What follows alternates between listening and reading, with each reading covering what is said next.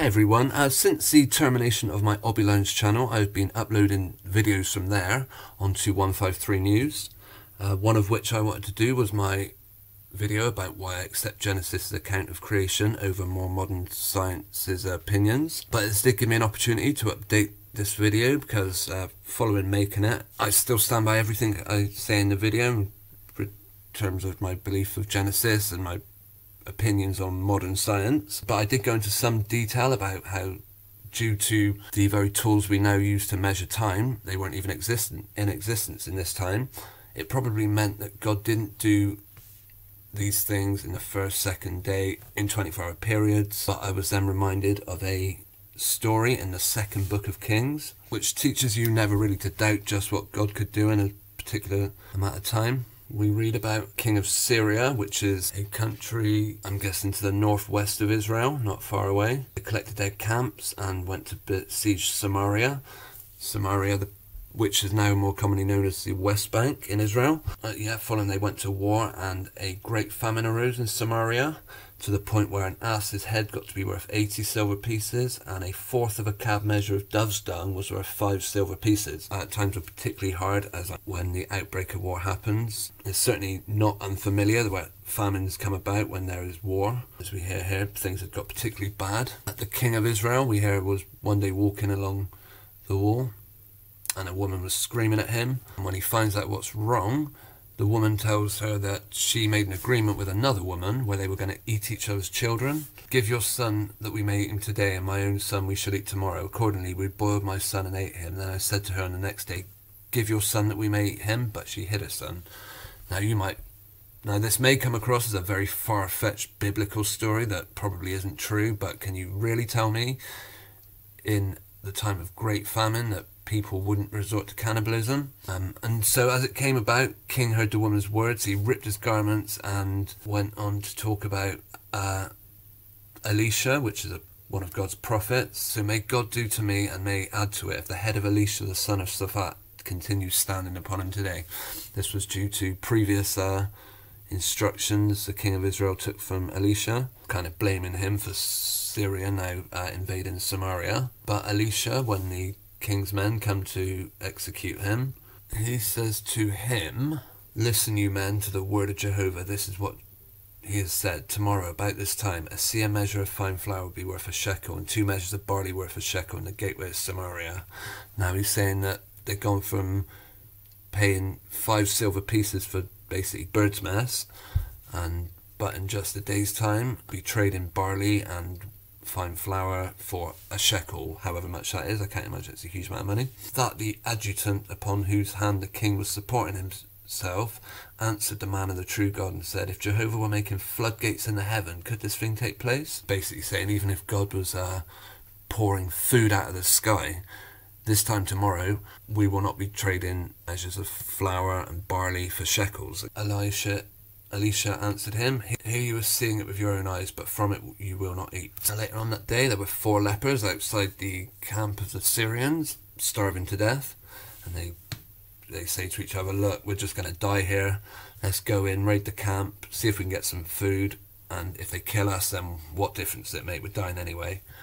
They got to the camp and realised that it was being deserted. We read that Jehovah himself had caused the camp of the Syrians to hear the sound of war chariots and war horses, the sound of a great military force, that they said to one another, look, the king of Israel has hired against us the kings of the Hittites and the kings of Egypt to come against us.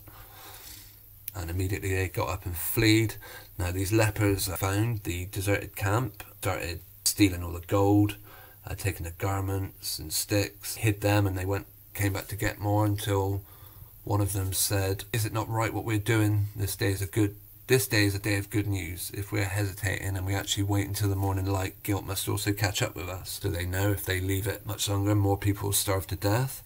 Now they go to the king of Israel. Originally he believes it's a trap set up by the Syrians to capture the Samarians as they try to raid the camp. The lepers grab a few war chariots, convince them, look, it's fine, these people have gone. And in 7:16 of the second book of Kings, the people proceeded to go out and plunder the camp of the Syrians. And so a seah measure of fine flour came to be worth a shekel, and 2 seah measures of barley worth a shekel, according to the word of Jehovah. and the king himself had appointed the adjutant upon whose hand he was supporting himself to have charge of the gateway. And the people kept trampling in the gateway, so that he died, just as the man of the true God had spoken, saying, 2 seah measures of barley worth a shekel, and a seah measure of fine flour worth a shekel. It will come to be tomorrow at this time in the gateway of Samaria. Here you have seen it with your own eyes, but from it you will not eat. Thus it happened to him like that. Now, I think this is a great lesson in why you never doubt what God can do in one day. With that in mind, we'll watch this video, my reasons why I accept Genesis' account of creation. Bringing you a video slightly different to what you might have seen from me in the past. This one is concentrating on something I have a particular interest in. I expect most people have a bit of an interest, and that is creation. I know there's an awful lot of theories out there. I want to look at the account Genesis offers, explaining the creation of the heavens and the earth. For one reason, I think it's a massively misunderstood part of the Bible, and it flies absolutely in the face of any scientific suggestions. I totally understand why a lot of people will disregard the Bible as being in any way historically accurate. All I'll say is there are people who will go an awful long way to convince you God doesn't exist. But in my experience, this is not true. I've always kind of had a belief in God. Back in my early 20s, probably about 15 years ago or so, I went through a phase of not having a television, and this came through to me reading a few books. In fact, coincidentally, it tied in with the 9/11 incident, so I never saw that on television for a good 6 months. And one of the books I came across was the Bible.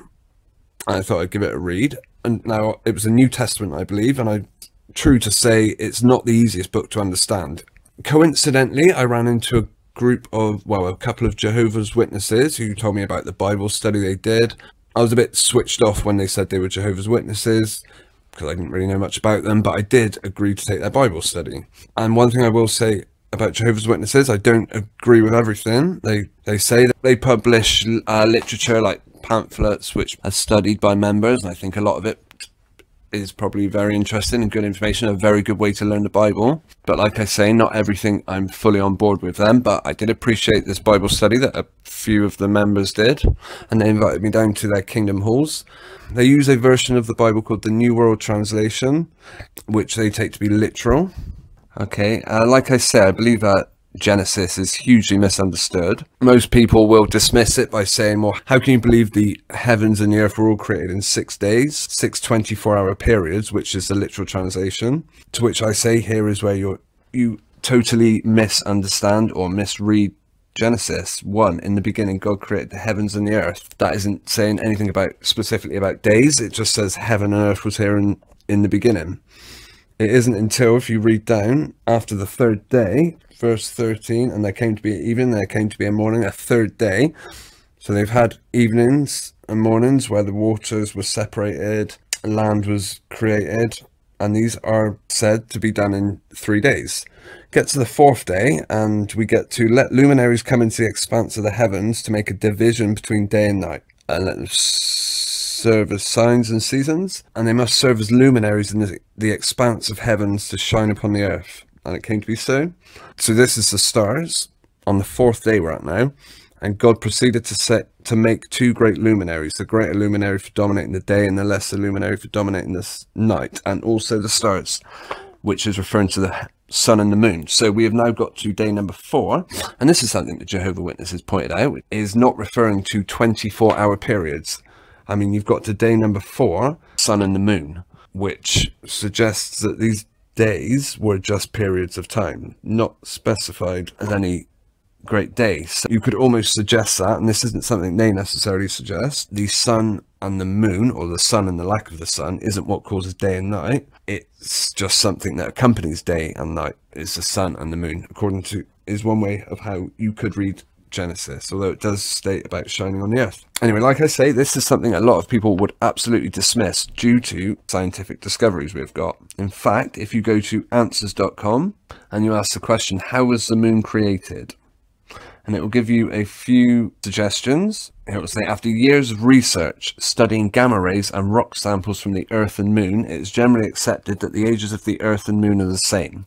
There are several theories on its formation: impact, co-accretion, fission, and capture. So these are the possible ways the moon was created, and the prevailing theory at present is some form of early impact, possibly by a co-orbiting object that fused with the Earth after the collision, but that blasted loose the material which later formed the moon. If you go to something like bing.com, I mean, like I say, the one, at least with the answers webpage, under all these possible scenarios, they do point out at the end reasons why people don't fully agree with it.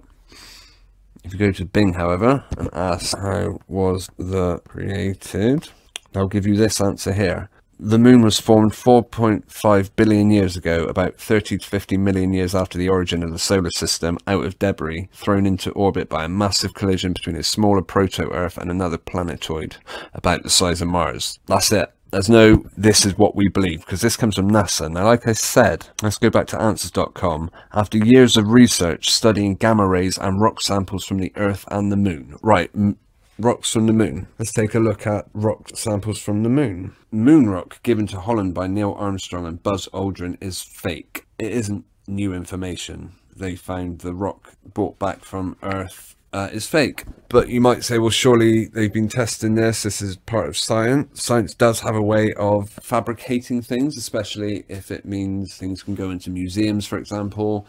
People will pay to see them if you tell them. We'll look at one thing I often look at when I want to point out how fake science can be, is Piltdown Man.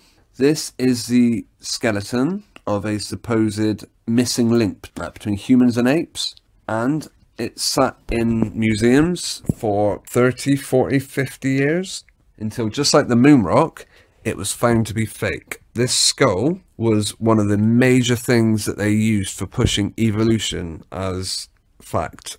And they said, put it in mainstream education. We've got actual proof for it. And this went on for decades until they had to say, yeah, it's fake. Do you know what? We won't change any of the education system, though. Still keep pushing evolution as solid fact. We've discovered it all. So how can you trust science when they say we're testing moon rocks? I will also look at this webpage, the Institute Creation Research. Properties of the Earth. Earth orbits the Sun at an average distance of 93 million miles. Since it's convenient to compare other orbits to Earth's orbit, we refer to this distance as 1 astronomical unit, or AU. At 1 AU, it takes Earth 1 year to complete an orbit. Many units are defined in terms of Earth's orbit and rotational characteristics. Right, this is the interesting bit. Earth's solar day is 24 hours, and that is what we normally mean when we use the word day without any other qualifiers. So they're suggesting, if you say day without any other qualifiers, it means 24 hours. So when Genesis tells us about creation and how the Earth was formed, not created, in 6 days, people, again, are going to find that hard to swallow. Now, I'm not saying that isn't true. That isn't the actual translation of it. But bearing in mind, we have got to day number 3 and there is no sun or moon, then I don't believe it's talking about, as the Institute of Creation suggested, solar day. And this isn't true because we talk about days as in my day, or in the days of Queen Victoria, for example. So I have no problem throwing out the accepted belief system of what we were taught in school about creation. I have absolutely no problem disregarding that and not saying, well, if science has proved it, how can we dispute it? And now I'm well aware people will have problems with the Bible, and I know people that will say, oh, well, the Bible contradicts itself anyway, and is proved not to be right. You actually push these people for a bit more information. What's part of the Bible have they now proved isn't right? Sometimes they have no idea. It's just what they've heard. It's just what they believe because they've heard it on television. And some may well be able to point to specific things where the Bible's incorrect. Many might say, well, because the Bible tells us that the Earth was created before the sun, which is absolutely contradictory to the accepted beliefs. If you have any opinions on this, then you're welcome to leave them in the comments. I'm aware that religion and beliefs can be a touchy subject for some people, and some people get very upset by having their beliefs challenged. In my opinion, the truth should stand up to scrutiny. It should stand up to people questioning it. Yeah, and I hope possibly this video might have helped you look at creation in a slightly different way. I'd be very interested in your take on it. Thank you very much.